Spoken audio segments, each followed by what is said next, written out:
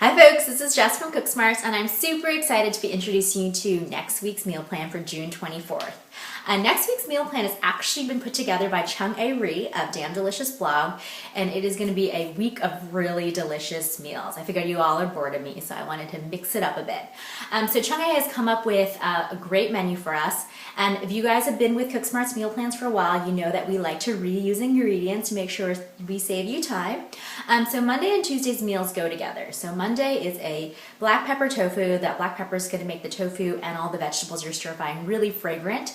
Use less black pepper if you want it to be a little bit less sharp and not as spicy. Just do it to your family's palate. So we're going to do that with the rice. And then the next day, we're going to reuse that rice, of course, in fried rice. A awesome combination of shrimp and chicken sausage fried rice, kind of like an Asian jambalaya. So that's going to be great. So if you're going to make Tuesday's meal, make sure you make Wednesday as well, because fried rice is always better with leftover rice. Wednesday and Thursday's meals go together. We are making pulled pork for the first time. So Wednesday, you're going to have it in pulled pork gyros with a really nice, tangy, creamy slaw. And the next day, you're going to have it and the pulled pork, leftover pulled pork, in a really traditional cobb salad. But of course, we're putting pulled pork, so not so traditional. If you have not made pulled pork, don't worry, it's going to be a really fun experience. We have two different cooking methods. We have a slow cooker option as well as a Dutch oven in your oven method. The prep is very minimal, but it does take a long time to cook the pulled pork. So I recommend doing it the night before, pop it in, and so it'll be ready in the morning, or doing it over the weekend. It can take up to 8 hours of cooking time to make sure that pork falls apart and is shredded and is super tender by the time you're ready to eat it.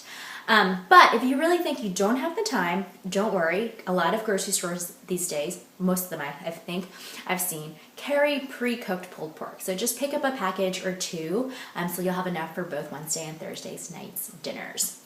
And if you are not a pork eater, do not despair. The vegetarian options are both really great.